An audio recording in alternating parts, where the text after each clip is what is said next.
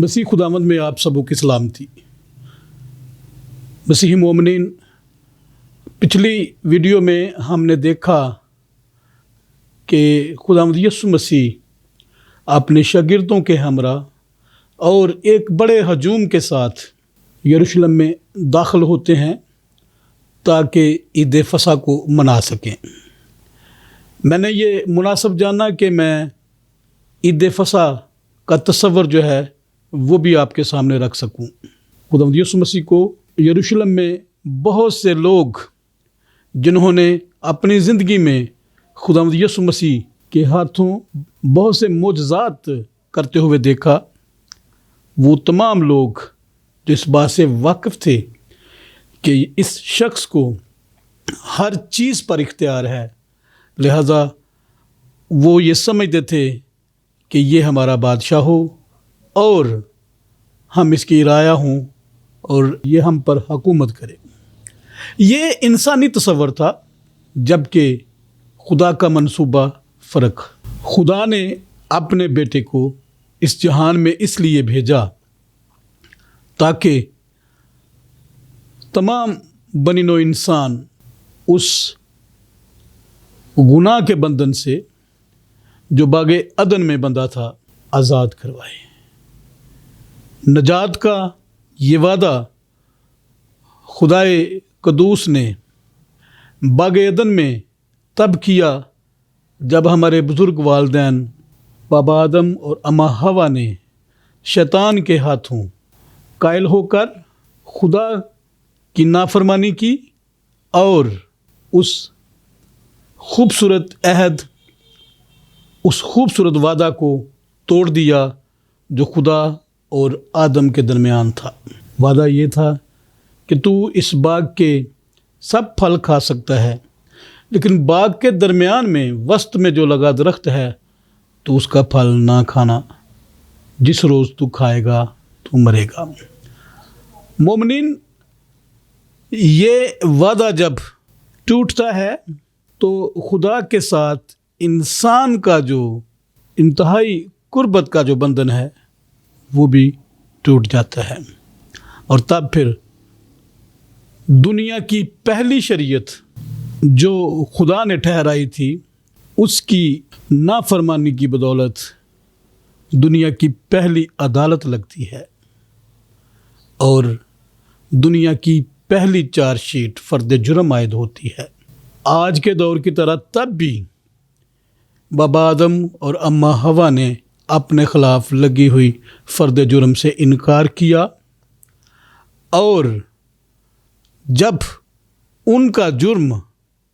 खुद मुँह बोलता हुआ उनका गुनाह खुद बखुद सामने आ जाता है तो फिर खुदा उन्हें उनके जुर्म के मुआफिक सज़ा देता है। ये रवैया इंसान की जबिल्लत में मौजूद है कि वो अपनी गलती या अपने गुनाह को दूसरों पर डालने की कोशिश करता है, बिल्कुल उसी तरह जैसे अम्मा हवा ने कहा कि मैंने तो खुद ये फल नहीं खाया,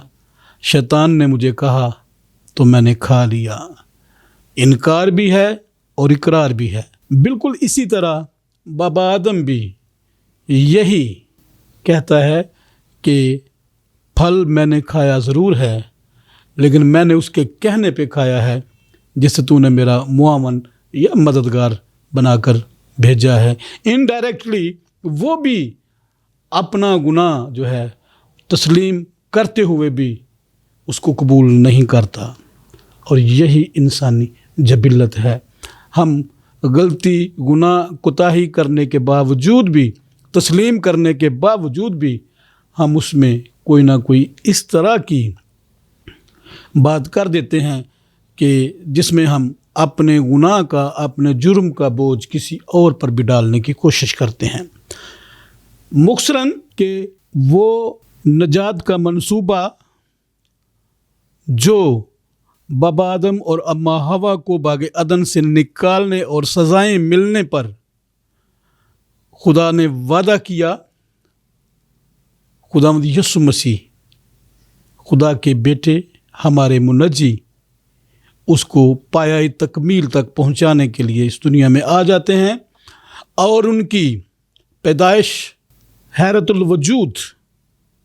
پیدائش ہے، اور پھر وہ اپنی ساری تبلیغی زندگی کرتے ہوئے بالآخر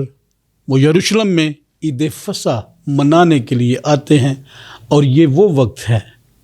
مسیحی مومنین جب نجات کے منصوبے کی تکمیل کا وقت آ پہنچا ہے۔ خداوند یسوع مسیح ایک جلوس کی صورت میں، جس میں یروشلم کے لوگ اور دیگر شہروں سے آئے ہوئے لوگ بھی خداوند یسوع مسیح کو یروشلم میں خوش آمدید کہتے ہیں، ہاتھوں میں کھجوروں کی ڈالیاں، زیتون کی پتیاں، اور خداوند یسوع مسیح کے آگے آگے اپنے کپڑے بچھا کر اس کا استقبال کرتے ہیں اور نعرے لگاتے ہیں، ہوشانہ ہوشانہ، مبارک ہے وہ جو خداوند کے نام سے آتا ہے، ہوشانہ۔ میں نے بتایا کہ ہوشانہ کا مطلب یہ ہے کہ ہمیں بچا، ہمیں نجات دے۔ وہ لوگ سب اس بات سے واقف تھے کہ یہ شخص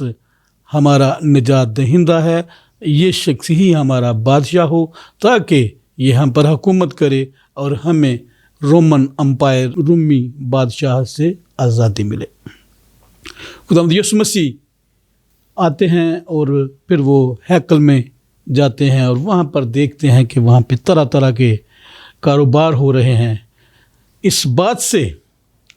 وہ ناراض ہوتے ہیں، خفا ہوتے ہیں،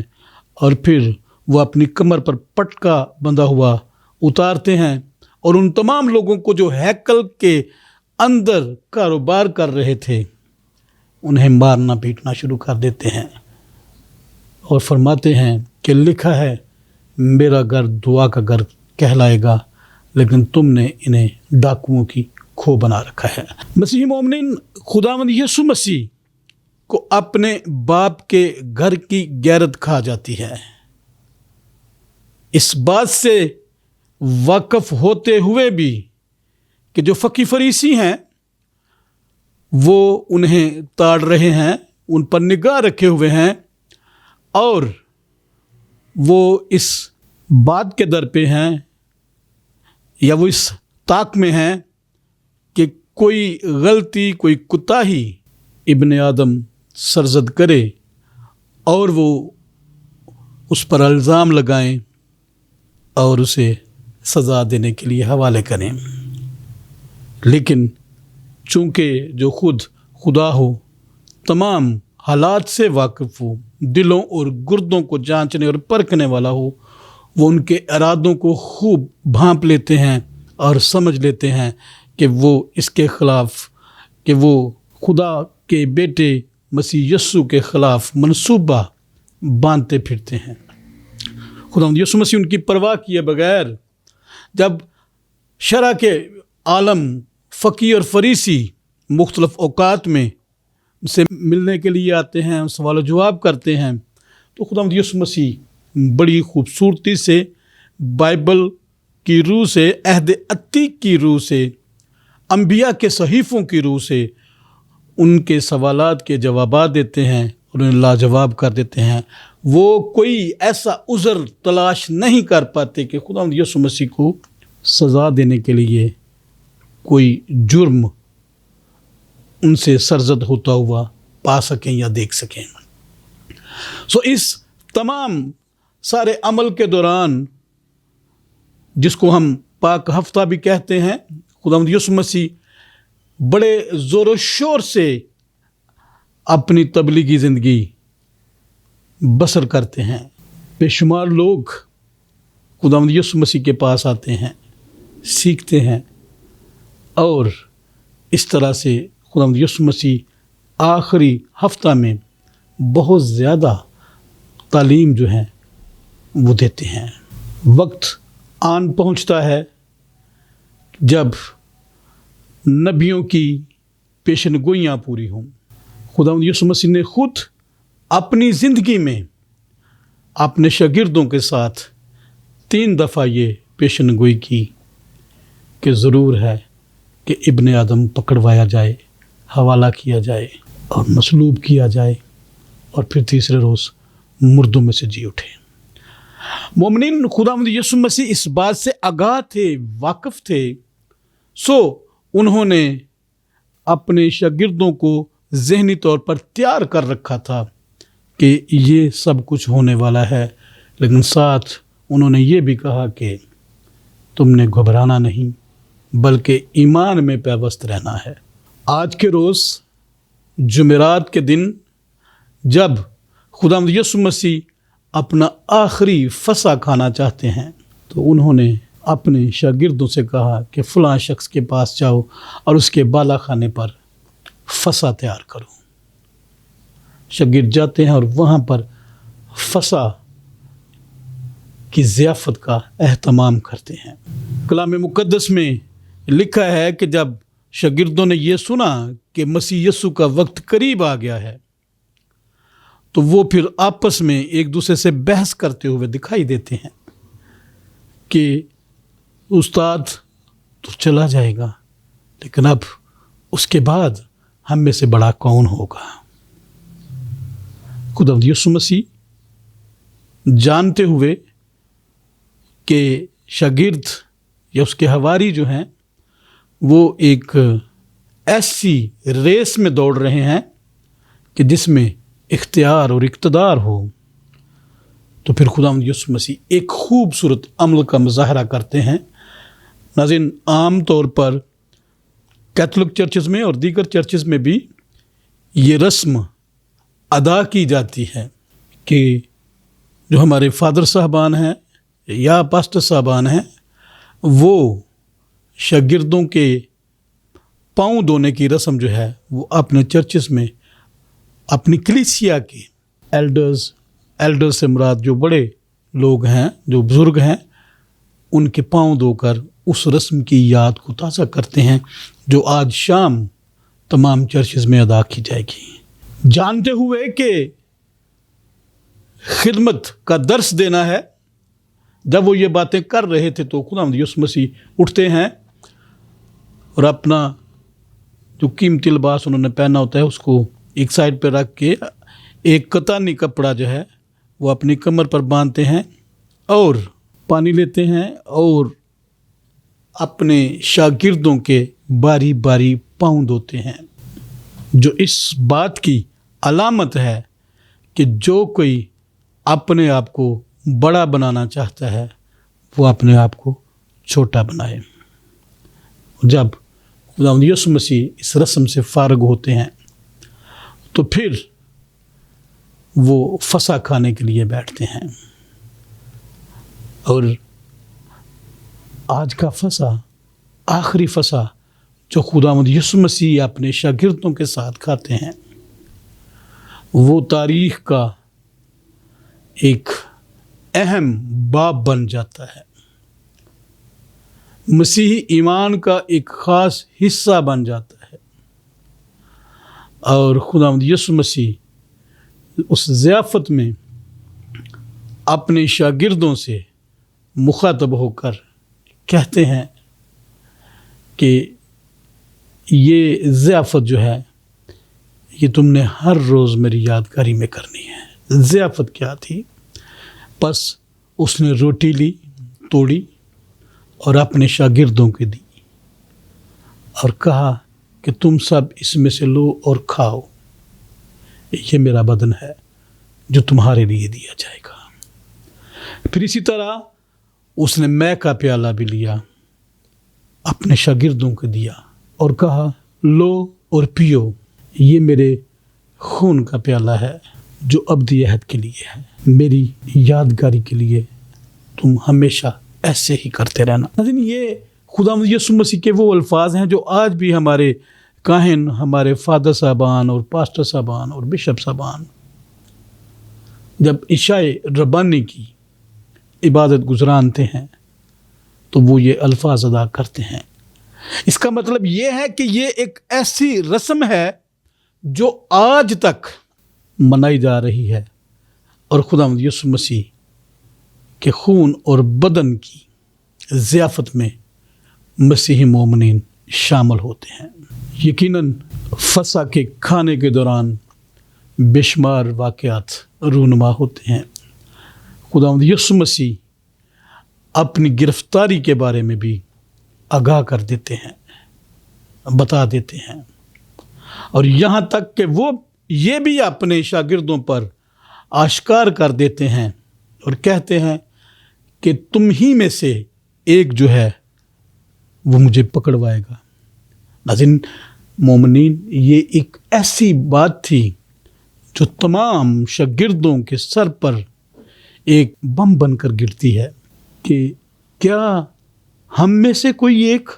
अपने आका को पकड़वाएगा। हैरत और तजस्सुस, और फिर वो एक दूसरे पूछने लगते हैं, अपने आका से पूछने लगते हैं, क्या खुदावंद क्या मैं हूँ? लेकिन खुदावंद यीशु मसीह कहते हैं कि जो कोई मेरे साथ तबाक में हाथ डालेगा वही होगा। और बिल्कुल उसी दौरान यहूदा इस्करियोती खुदावंद यीशु मसीह के साथ तबाक में हाथ डालता है। मसीही मोमिनीन, यहूदा इस्करियोती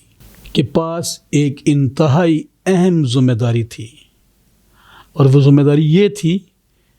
कि वो ख़जानची थे। जितने रुपए पैसे होते थे वो सब उसके पास होते, और वही सारे छोटे मोटे इंतज़ामात करते थे। कलाम मुक़द्दस में लिखा है, खुदावंद यीशु मसीह फरमाते हैं कि ज़रूर कि इब्ने आदम दुख उठाए, मगर अफसोस जिसके वसीले से ये मुमकिन हुआ। ये बात तय थी, नबियों ने पेशनगोइयाँ की। खुदावंद यीशु मसीह ने खुद अपनी ज़िंदगी में 3 बार ये पेशनगोई की कि वो पकड़वाया जाएगा, हवाले किया जाएगा, मसलूब किया जाएगा, फिर तीसरे दिन मुर्दों में से जी उठेगा। लेकिन अफसोस उस दिन पर जिस दिन वो पैदा हुआ, जो उसके साथ चलते हुए उसके साथ बेवफाई कर गया। यकीनन ये सब होना था, और फिर जब उसकी निशानदही हो जाती है तो वो उठता है और चला जाता है, और अपने इकरार के मुताबिक जो उसने शरा के आलम फ़की फरीसियों के साथ किया होता है, और उनसे खुदावंद यीशु मसीह की ज़िंदगी की कीमत वसूल की होती है। और कीमत देखो मेरे मोअज़्ज़ज़ मसीही मोमिनीन, सिर्फ 30 सिक्के। वो जो 2 जहानों का खालिक और मालिक, वो जो पूरी दुनिया के लिए, नस्ल इंसानियत के लिए नजात का मंसूबा रखता है, वो जिसके कहने से मुर्दे जिंदा हो जाते हैं, वो जिसके फ़कत बोलने से अंधे की आंखें खुल जाती हैं, लूले लंगड़े चलना शुरू हो जाते हैं, वो जिसके छूने से कोड़ियों के कोड़ जाते रहते हैं, बीमारों को शफाएं मिलती हैं, वो जिसका इख्तियार हवाओं, तूफानों और पानियों पर है, उसकी कीमत भी क्या लगाई तो सिर्फ 30 सिक्के। मोमिनीन, ये एक ऐसी बात है जो बाजार हजम तो नहीं होती, लेकिन चूंकि ये नबियों के सहीफ़ों में दर्ज था, लिहाजा ये सब पूरा होना था। फिर वो जाता है, और उसके बाद जब फसा खाकर, ज़ियाफ़त खाकर शागिर्द और खुदावंद यीशु मसीह वहाँ से फारग होते हैं, तो फिर वो गतसमनी बाग में दुआ के लिए चले जाते हैं। और फिर क्या होता है कि खुदावंद यीशु मसीह अकेले दुआ करने जाते हैं और अपने शागिर्दों को हुक्म देते हैं कि जागो और दुआ करो ताकि तुम आजमाइश में ना पड़ो। लेकिन जब वो वापस आकर देखते हैं तो शागिर्द सोए होते हैं। चूँकि खुदावंद यीशु मसीह का वक्त करीब आन पहुँचा और वो खुदा के साथ मुसलसल राब्ते में रहते हैं, पर शागिर्द जो हैं उन पर आजमाइश आ जाती है और वो इस बात से बेखबर सोए रहते हैं। और फिर आखिर में खुदावंद यीशु मसीह जब तीसरी बार उनके पास आते हैं, ये जानते हुए कि वक्त आन पहुंचा है, तो फिर वो उनसे कहते हैं कि आप सोए ही रहना اور پھر تھوڑی دیر کے بعد سپاہی آ جاتے ہیں اور اس دوران یہودا اسکریوتی بھی ان کے ساتھ ہی آ جاتا ہے اور آ کر خداوند یسوع مسیح سے بغل گیر ہوتا ہے اور اس کی گال پہ بوسہ دیتا ہے، چونکہ اس نے یہ نشانی بتائی ہوتی ہے کہ میں جس کا بوسہ لوں گا وہی مسیح یسوع ہوگا اور پھر آپ اس کو گرفتار کر لینا۔ جیسے ہی یہودا اسکریوتی خداوند یسوع مسیح کا بوسہ لیتا ہے، رومی سپاہی میرے شافی میرے منجی مسیح یسوع کو گرفتار کر لیتے ہیں۔ مسیحی ناظرین، اس کے بعد پھر خداوند یسوع مسیح کا وہ سفر شروع ہو جاتا ہے جو اذیتوں سے، دکھوں سے، تکلیفوں سے بھرپور ہوتا ہے۔ یقیناً اس کے اوپر بات کریں گے، اور پھر کل چونکہ گڈ فرائیڈے کی عبادت ہے، ہماری کوشش ہوگی کہ خداوند یسوع مسیح کی گرفتاری اور اس کے صلیبی راستے اور پھر گلگتہ کے مقام پر مسیح یسوع کی مصلوبیت آپ کے ساتھ شیئر کی جائے۔ کل تک کے لیے مجھے اجازت دیجیے۔ خداوند آپ سب کو برکت دے اور آپ سب کی حفاظت کرے، آمین۔